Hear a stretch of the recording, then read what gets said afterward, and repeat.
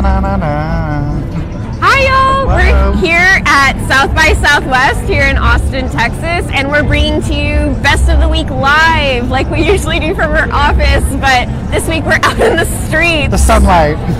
I'm Tara. And I'm Charlie. And we're going to talk to you a little bit about South by, a little bit about the Texas legislature, and what else we're watching today. Yeah. So, Charlie, I know you've been going to a lot of panels here at South by Southwest, specifically the political ones. Yeah. What can you tell us about what you've seen? Yeah, we've seen a definite shift in how South by Southwest has gotten political.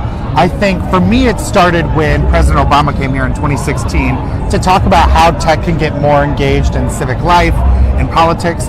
But now we've seen it advance to the point that it's a campaign stop now. It's not just about engaging with the tech community. It's that this is a place that you have to be before the primaries coming up. So we had over half of the people running in the Democratic primary come and do one-on-one interviews here in Austin. And to me, that really is indicative of what a battleground state Texas is turning into. Yeah. You know, we're now a single-digit state, and people are taking notice that they have to show up here, they have to come to our events and speak to our voters, and I'm hoping we're going to see people start investing in Texas now.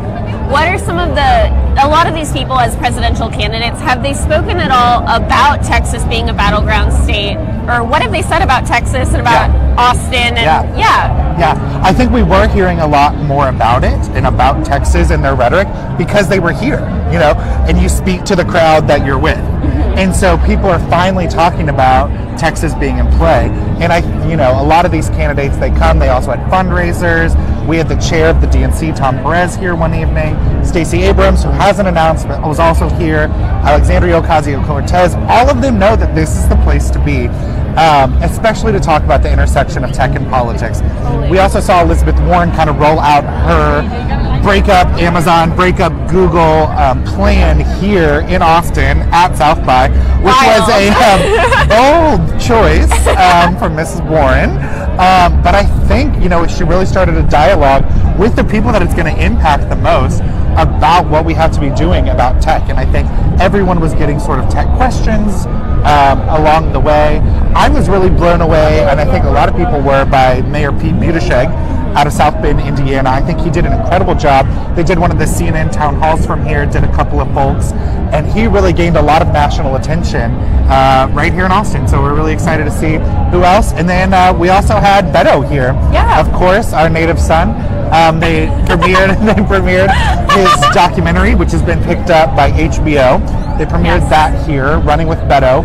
And so everyone will be able to see that on HBO soon. And then he, of course, announced his official candidacy shortly thereafter. And our other Texas son, Julian, was also here.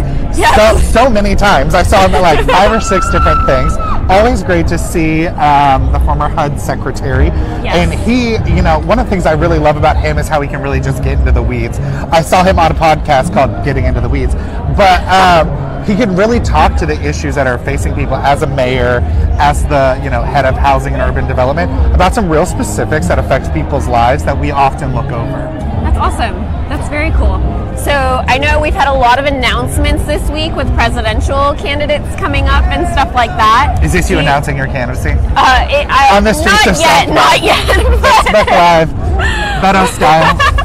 But I know you also saw Stacey Abrams, and she said that she might be willing to throw her hat in the ring as well, right? It was interesting because in the conversation, she did not say that she was going to be running.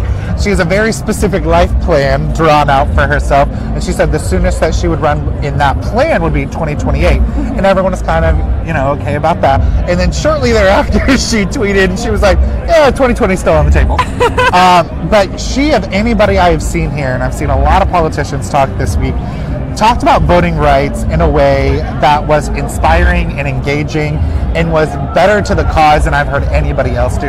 So I think everyone needs to be paying attention to how Stacey Abrams is talking about voting rights and how critical that is for whoever the next nominee is. That's awesome. That's awesome. And I know here at Progress Texas, we are still keeping a close eye on voting rights here in Texas, and specifically the voter suppression efforts of Texas Republicans, specifically Governor Greg Abbott, David Whitley, and rolling in the DPS and the rest of their crew with them.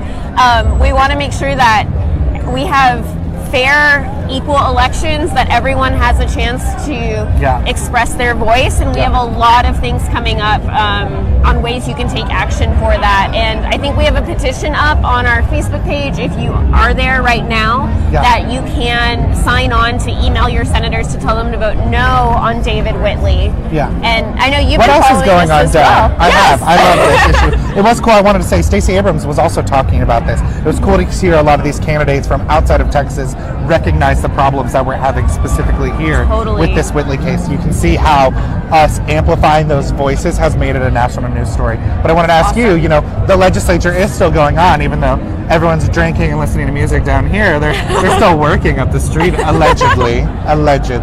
But what are we hearing up there? Anything news this week? So this week we talked with our advocacy director and legislative fellow about Dan Patrick rolling out his legislative priorities for the Texas Senate and the Texas House, and what he wants everybody to be working on. School finance is such a huge issue that is still on the plates of everybody, and I think we've heard from a lot of teachers, a lot of teacher unions, a lot of teacher advocates who are saying, you have underfunded us for years, decades, and we need a comprehensive fix. We don't, there needs to be more done here. And so we're excited to see more done on that, and we'll be bringing you stuff for that. And an interesting shift, notably, because Dan Patrick's legislative priorities last year, notably, were the bathroom bill. That's his number one priority.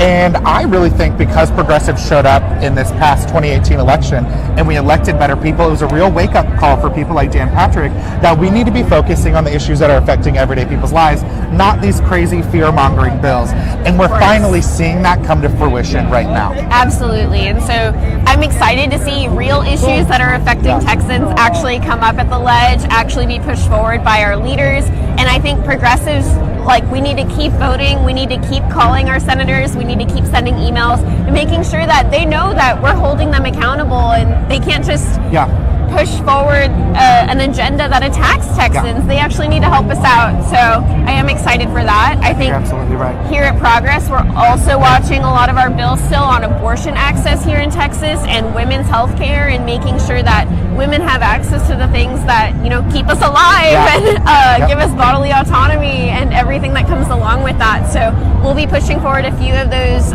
petitions and bills for you to sign on to, and make sure that you make your voices heard. And there will be a big committee hearing Monday morning about one of those critical abortion access laws.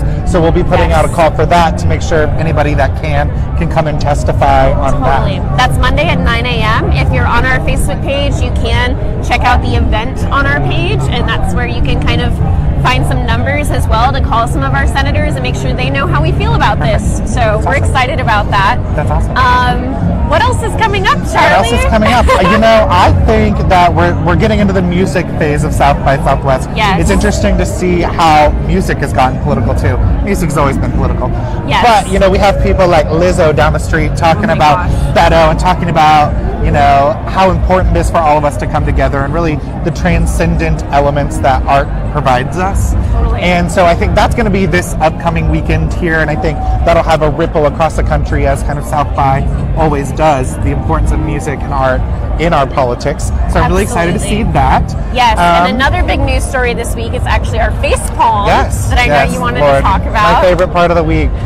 This week's face palm, rich people trying to get their kids into college. Like they aren't already doing that. So we saw this scandal come out where pretty elaborately some celebrities and some other very wealthy individuals were paying off coaches at different universities. Including up at the street at UT. Hook 'em horns. And trying to get their kids on these different teams to get them into college, even though they weren't athletes. There was photoshopping the student onto actual athletes' bodies. Lots of ridiculousness going on. But I think for so many of us that follow this issue already, rich people already have a structural advantage to getting into college. And this is already exasperating the problems that we have for low-income folks and people of color to get into public institutions. And this is already just, shining a giant spotlight on that issue. So I'm hoping that this will lead not to just us talking about this one problem, but us talking about all the structural issues that keep people from obtaining higher education. Absolutely. Yeah. Yes. It took a more serious turn in the No, that's okay. No, I liked it. Little plug. No. But that's all the time we have, we Yes. think. Yeah, so thank you so much for watching again. I'm Charlie. I'm Tara. This is Best of the Week Live. You can subscribe to our Best of the Week email at progresstexas.org/subscribe. Thanks for watching. Thank you guys.